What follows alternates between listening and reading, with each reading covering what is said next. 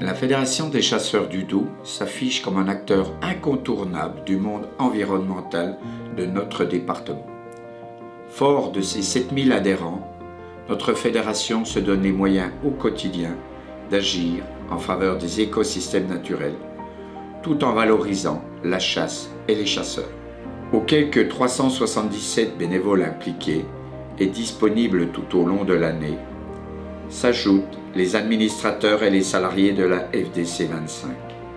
Malgré les contraintes ou les changements intervenus durant la saison 2024-2025 à la direction de la Fédération ou au sein de ses équipes, la structure a su garder le cap, faisant de la préservation de notre patrimoine cynégétique, la défense de nos pratiques et la restauration ou la protection de nos habitats nos priorités. Épaulés par les élus fédéraux, les pôles d'activité de la Fédération œuvrent toute l'année, même hors période d'ouverture, pour répondre à vos interrogations, vous accompagner dans vos engagements vis-à-vis de la biodiversité ou encore vous permettre d'être des chasseurs informés de vos droits et de vos devoirs.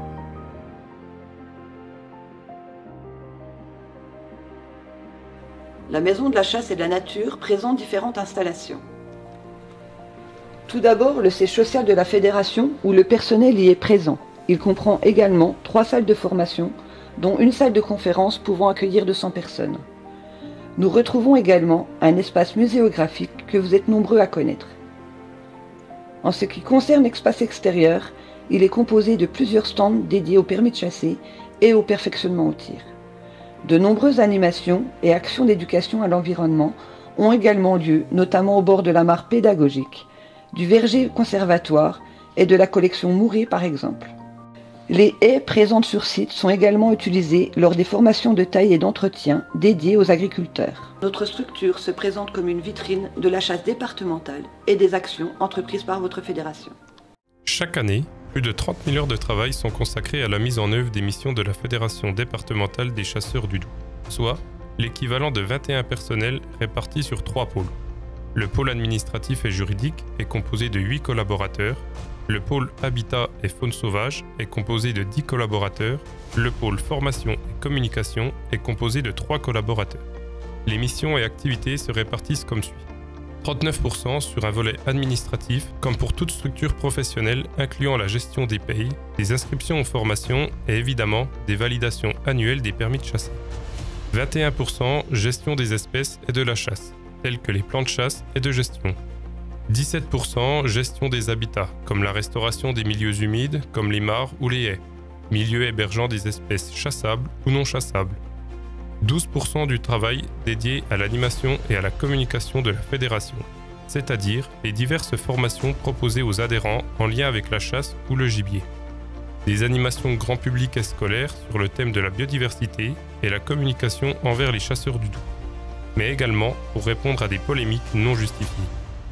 11% juridique, incluant les réponses apportées aux sollicitations des territoires et des chasseurs, qu'elles concernent la gestion quotidienne des ACA, AICA et chasses privées. Plusieurs éléments marquants ont rythmé l'année écoulée, mobilisant les forces vives de la Fédération. Nous vous proposons un focus sur quelques exemples.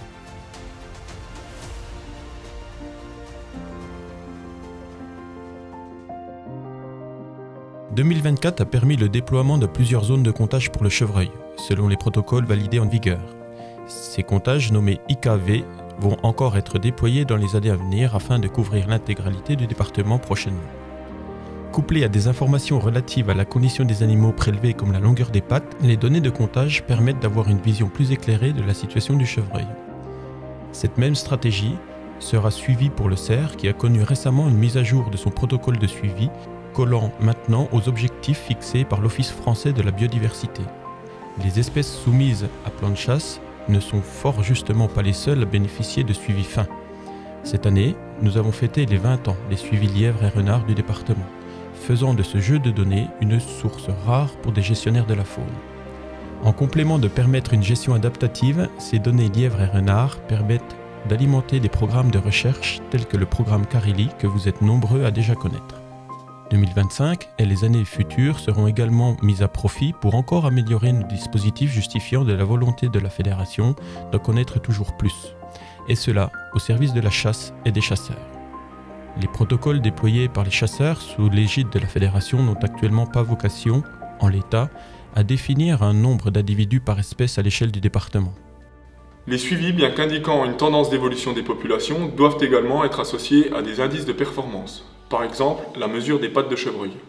Les comptages et les mesures de performance doivent également être associés à des indices de consommation de végétation par la faune sauvage. L'ensemble de ces 3 points permettent alors d'avoir des données factuelles et précises sur l'état général d'une population. Malheureusement, les données protocolées de la pression exercée par les ongulés sur la végétation sont en grande partie manquantes à ce jour dans le département.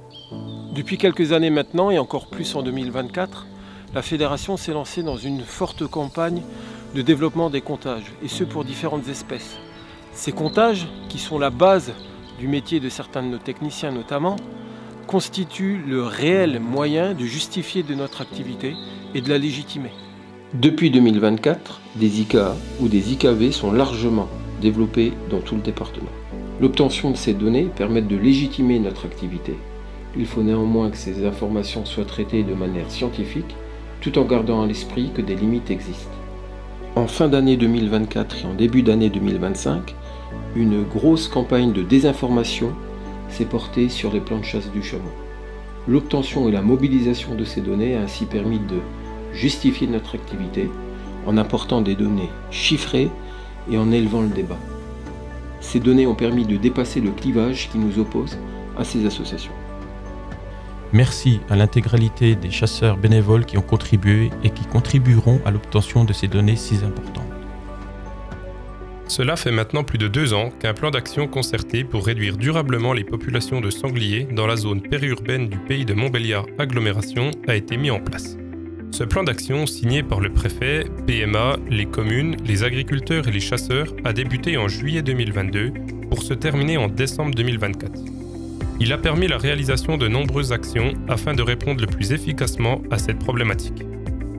Ce plan d'action est entré en vigueur suite au montant démesuré des dégâts par rapport au secteur géographique. C'est plus de 200 000 € que les chasseurs des unités de gestion PEH3 et CVR3 ont dû payer ces 5 dernières années. Ce secteur correspondant à la deuxième zone la plus urbanisée du département, après Besançon, il est très difficile de gérer les populations de sangliers. La présence de nourriture ainsi que la difficulté à mener des actions de chasse efficaces et en toute sécurité a entraîné une explosion des populations de sangliers ainsi que des dégâts faramineux. Après un premier travail d'investigation afin d'identifier les zones de remise des sangliers dans les zones non chassables grâce aux contacts locaux et à l'utilisation de pièges photographiques, différents leviers ont pu être actionnés. Le premier objectif était de réduire considérablement les populations de sangliers sur le secteur. Avec un effort de chasse commun, l'intervention des lieutenants de louveterie et l'obtention de nombreuses autorisations de chasse et de décantonnement obtenues pour des terrains non chassables, permettant de chasser sur environ 170 hectares supplémentaires. Cela a permis une augmentation de 50% du tableau de chasse entre les saisons 2021-2022 et 2022-2023. Dans d'autres cas, agir directement sur l'habitat du sanglier peut se révéler d'autant plus efficace pour éviter la tenue des animaux. Des défrichages complets ou partiels ont été réalisés afin de faciliter l'action de chasse et d'éviter la remise des sangliers dans des espaces trop urbanisés. Au total, c'est environ 10 hectares qui ont subi une intervention mécanique et qui sont entretenus annuellement afin d'éviter la repousse des ronciers favorables aux sangliers. Ces actions sur l'habitat et l'entretien de ces zones sont menées en partenariat avec les acteurs locaux comme PMA ou encore RTE. Afin d'éviter la repousse des ronciers, certaines zones se sont vues implanter des jachères apicoles afin de rendre ce milieu plus favorable aux pollinisateurs et à la petite faune plutôt qu'aux sangliers. Avec tous ces efforts, les dégâts ont diminué de moitié par rapport à la saison 2021-2022, qui était la plus élevée dans le secteur. Les actions doivent se poursuivre afin de réduire le montant des dégâts indemnisés aux agriculteurs, qui reste toujours important à ce jour. La réussite de ces actions passe également par une sécurité primordiale lors de l'acte de chasse. Au fil des années, nous avons pu constater l'efficacité des actions entreprises avec l'augmentation des tableaux de chasse ainsi que la réduction des dégâts. Cependant, certaines zones comme la réserve naturelle régionale de la basse vallée de la Savoureuse doit rester sous surveillance accrue puisque la chasse y est interdite malgré des dérogations possibles en cas de problématiques avérées.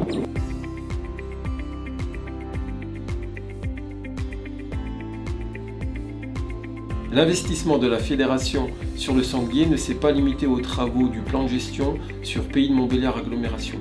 Pour coller et s'adapter à la réglementation nationale changeante, notamment dans le cadre du plan de lutte sanglier, afin d'imiter les dégâts, la fédération a modifié son schéma départemental de gestion cynégétique pour coller à ce nouveau cadre réglementaire et nous avons demandé et imposé à chaque détenteur de droit de chasse du département de signer un nouveau contrat de gestion durable du sanglier.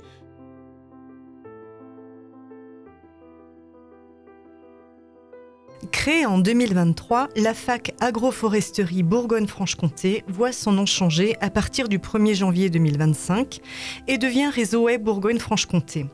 Cette nouvelle association a pour objectif de soutenir et accompagner le développement de projets en faveur de l'arbre hors forêt.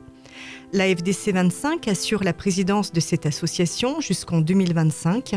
En charge du volet administratif pour cette première année de création, Réseau Haies Bourgogne-Franche-Comté assure également l'animation du pacte en faveur de la haie aux côtés d'Alter Bourgogne-Franche-Comté. Elle est actuellement en cours d'élaboration de son programme d'action.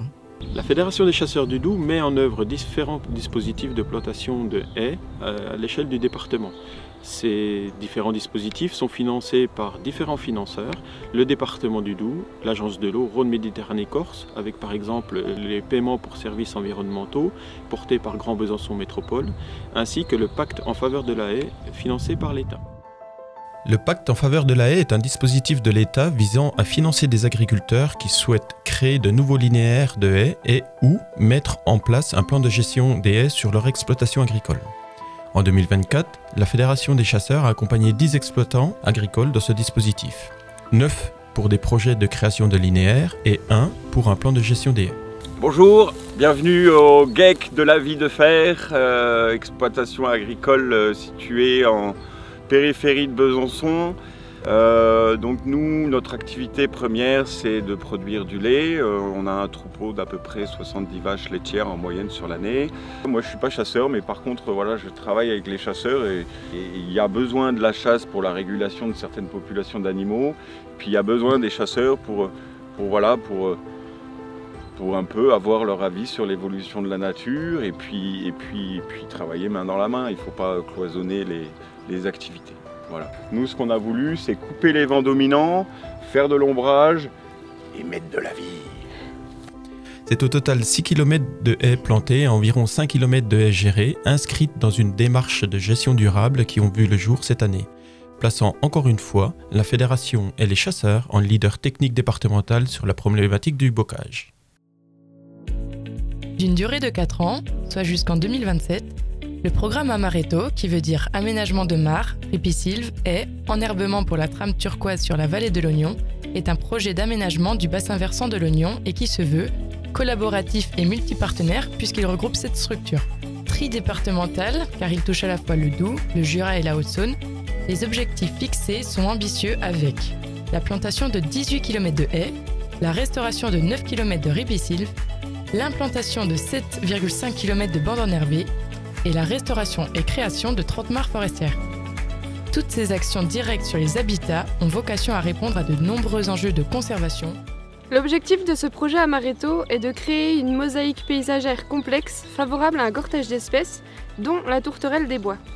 Pour le Doubs, en 2024, près de 1 km de haies a été planté sur les communes de Fontenelle-Montby et Uzel, en partenariat avec le lycée François-Xavier. Il y a aussi eu 3 mares qui ont fait l'objet de travaux de restauration sur les communes de Vaux-les-Prés, l'Antenne-Vertière et les Auxons. Ce projet n'aurait pas pu voir le jour sans le soutien financier de l'agence de l'eau Rhône-Méditerranée-Corse et le soutien financier et technique du syndicat de la vallée de l'Ognon. Les candidatures pour les projets de plantation de haies, ripisylves et bandes enherbées sont toujours ouvertes. N'hésitez pas à nous contacter. Dans le cadre de l'amélioration des connaissances environnementales et de la préservation de la ressource en eau, la Fédération des chasseurs du Doubs, avec le soutien de l'Office français de la biodiversité et de la Fédération nationale des chasseurs, a lancé en 2023 un projet de référencement des mares existantes et disparues sur le département du Doubs. Les mares, cibles de nombreuses menaces anthropiques et naturelles, ont vu 90% d'entre elles disparaître en moins d'un siècle sur le territoire français. Pourtant, ces milieux de nature variés sont essentiels pour maintenir, épurer et réguler la ressource en eau, tout en servant de lieu de vie et d'abreuvement pour de nombreuses espèces. Le projet Marez-vous est un projet éco-contribué qui est donc financé à la fois par la Fédération nationale des chasseurs et par l'OFB et qui a pour but de restaurer des mares forestières. Cet inventaire a permis de référencer 1706 mares sur le département du Doubs, dont 69% n'étaient pas encore référencées ou en tout cas absentes des bases de données. Ce projet a donc permis de compléter la base de données départementale sur les mares. Lors de chaque visite, un formulaire est rempli pour évaluer les critères écologiques, permettant ainsi de leur attribuer une note et de les classer selon leur potentiel de restauration. Les priorités d'intervention se portent sur les mares forestières, présentant un état de comblement avancé et intégré à un réseau, c'est-à-dire situées à proximité les unes des autres. Depuis 2023, 6 mares ont été restaurées et 7 autres sont prévues pour 2025. Marez-vous est un programme de recensement et d'action en faveur de ces éléments importants pour la biodiversité. Dans les prochaines années, cet inventaire va continuer. Nous allons le compléter à l'aide de nos différents partenaires, que ce soit les communes, les ACCA, l'ONF, les acteurs Gemapiens. Et nous tenons à les remercier car sans eux, ce projet n'aurait jamais pu voir le jour. Les zones humides jouent un rôle crucial dans la préservation de la biodiversité et dans l'atténuation des changements climatiques. Pour cela, en 2011, la Fédération des chasseurs du Doubs a monté un programme qui s'appelle Réseau humide. Ce programme est cofinancé par l'Agence de l'eau Rhône-Méditerranée-Corse et par le département du Doubs. Il vise à une démarche multipartenariale en concertation avec les acteurs locaux, que ce soit les agriculteurs, les communes ou même les chasseurs, pour pouvoir garantir des actions qui s'appliquent et qui sont en cohérence avec les différents enjeux locaux, environnementaux et socio-économiques. Ce sont aujourd'hui 9 sites répartis sur l'ensemble du département qui sont gérés par la Fédération des chasseurs du Doubs. Ça représente environ 400 hectares. On retrouve des habitats plutôt diversifiés, on retrouve des mares, des étangs, des tourbières et même des prairies humides. Certains de ces sites sont sous maîtrise foncière de la CCA ou de la Fédération des chasseurs. Site phare du programme Réseau humide, porté par la FDC 25 et cofinancé par l'Agence de l'eau Rhône-Méditerranée-Corse et le Conseil départemental du Doubs, la zone humide de Tarsenais-Foucheran fait l'objet d'opérations de gestion et d'entretien réguliers depuis maintenant 2012. En 2022, l'acquisition par la commune de parcelles situées au sein du Marais a permis la maîtrise foncière de près de 500 mètres linéaires de lit d'un ruisseau forestier dégradé, le ruisseau du Bois des Falais et des terrains attenants. Un projet de restauration a ainsi émergé en partenariat avec l'épage Haut-Doubs, Haute-Loup, avec l'appui local de la commune et de la CCA de Tarsenais. Après une phase d'étude, 2 enjeux ont été identifiés. Tout d'abord, restaurer les fonctionnalités de la zone humide, c'est-à-dire rendre fonctionnel ce site en permettant un meilleur stockage de l'eau en cas de forte précipitation, ce qui permet de jouer un réel rôle d'éponge. Mais aussi de préserver la biodiversité aquatique et plus largement tout un cortège d'espèces inféodées à ces habitats humides. Le projet a concerné une surface de 2,3 hectares en périphérie de l'étang de l'ACCA de Tarsenais et s'est décliné sous différentes étapes. En premier, la réouverture de la zone d'intervention. Puis, le comblement des drains, c'est-à-dire 400 mètres linéaires, et un tracé actuel du ruisseau, environ 500 mètres linéaires. Ensuite, la renaturation du lit du ruisseau, ce qui correspond à 730 mètres linéaires. Et enfin, l'aménagement d'accès au bétail en aval, ainsi que le bouturage de saules sur les méandres. Les travaux ont débuté en 2023 et ont été finalisés en octobre 2024. La zone humide a immédiatement réagi avec des résultats positifs, notamment en amont du ruisseau, où l'on constate une augmentation de l'hygrométrie du sol et le développement d'une végétation humide caractéristique sur l'ensemble de la zone. L'émergence de nouveaux projets de restauration de ruisseaux agricoles et forestiers présents sur la zone humide, ou encore le développement des travaux sur les espèces exotiques envahissantes, comme les écrevisses américaines, auront toute notre attention en 2025 et 2026.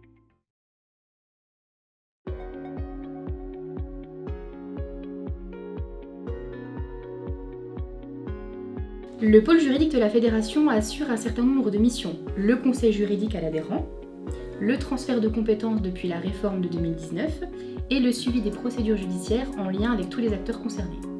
Le pôle juridique a traité environ 1500 consultations juridiques sur l'année 2024 et constate une hausse des demandes par rapport à l'année précédente.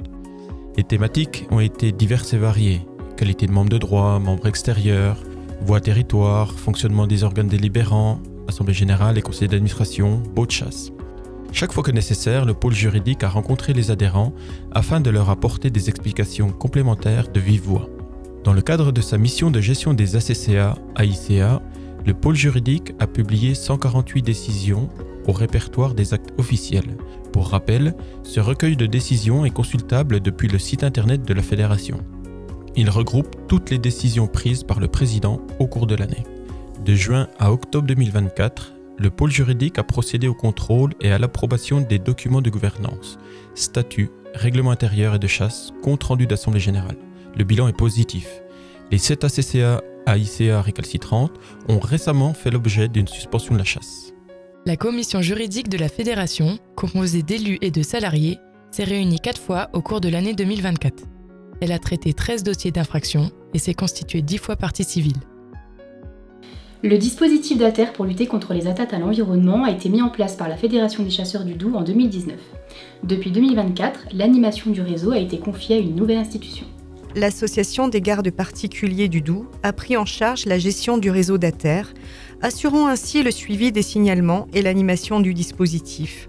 Dans ce cadre, les référents ont rencontré l'équipe juridique de la FDC 25 afin d'harmoniser les procédures de traitement des signalements. L'objectif était de définir une approche commune, notamment pour les cas où la FDC 25 souhaiterait se porter partie civile. Depuis plus de 20 ans, votre fédération a placé la sécurité à la chasse comme l'une de ses priorités. Elle a été la première à instaurer une formation obligatoire à destination de l'ensemble de ses adhérents, et ce, bien avant qu'une formation sécurité décennale ne soit mise en place à l'échelle nationale. Cette dernière, largement inspirée du programme du Doubs, intervient donc comme une remise à niveau des connaissances en la matière. En 2024, 222 chasseurs ont suivi cette formation en présentiel et 238 en distanciel via l'espace adhérent du site internet de la Fédération des chasseurs du Doubs. Au total, un tiers des chasseurs du Doubs sont à jour de leur formation sécurité. Pour rappel, l'ensemble des chasseurs de France devront suivre cette formation avant octobre 2030. Le plan sécurité à la chasse, défini par le gouvernement en 2023, prévoyait d'instaurer une formation obligatoire pour tous les responsables de battues. À ce jour, les fédérations sont toujours en attente d'un texte législatif. En l'absence de directive nationale, votre fédération a souhaité anticiper et a monté son propre programme de formation. 15 soirées seront organisées par an afin que l'ensemble des organisateurs de battues et leurs principaux délégués soient formés dans un délai de 3 ans. Ils recevront tous une invitation. En tant qu'organisateur de chasse collective, vous êtes les principaux garants de la sécurité au sein de vos territoires. Votre fonction est essentielle. À ce titre, nous comptons vivement sur votre présence et vous remercions pour votre engagement. Parce que nos chiens sont nos meilleurs alliés, leur bien-être doit rester notre priorité.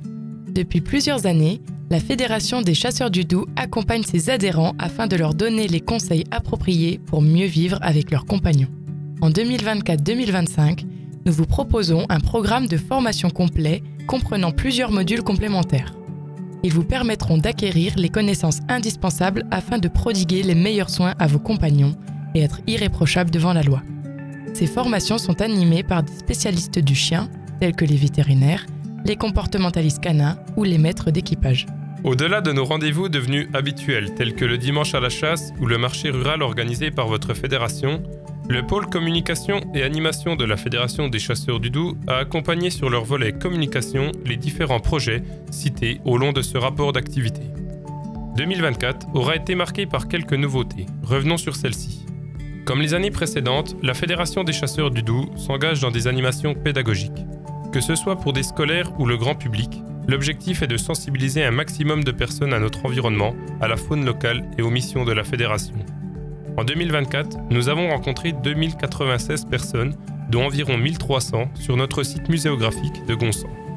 Cet espace, visité autant par des chasseurs que par des non-chasseurs, est un lieu très apprécié pour découvrir la faune de notre région et en apprendre davantage sur les différents milieux naturels. L'année 2025 marque d'ailleurs la dernière année d'existence de cette exposition, dédiée à la découverte de son auteur, Gérard Mouret. Nous préparons dès à présent une toute nouvelle mise en scène où vous pourrez découvrir de nouveaux animaux et où toutes les missions et actions de la Fédération seront mises en avant. La chasse et les chasseurs font partie intégrante du monde social et économique rural. En 2024, votre fédération a participé, entre autres, à 2 grands événements liés à cette thématique. Fin mai, nous avons occupé une place centrale lors de la fête de la nature du Val-de-Consolation. Au centre de la manifestation, regroupant associations, collectivités et établissements publics, 400 mètres carrés ont été transformés en une exposition temporaire géante. Faune et flore locale y étaient représentées pour illustrer les différents biotopes du Doubs. Toutes les actions de la Fédération sur les espèces, les habitats, étaient ainsi exposées aux visiteurs. Une présence d'autant plus nécessaire que l'année précédente, des messages erronés concernant la chasse avaient pu être communiqués sur d'autres stands. Début septembre, nous étions présents aux terres de Jim, temps fort du monde agricole à la fois national et international, destiné au grand public.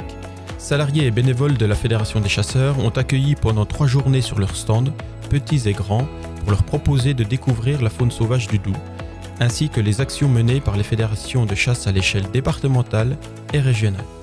Encore un grand merci aux personnes qui se sont mobilisées, donnant de la visibilité aux actions de votre fédération sur cet événement qui a accueilli environ 70 000 visiteurs.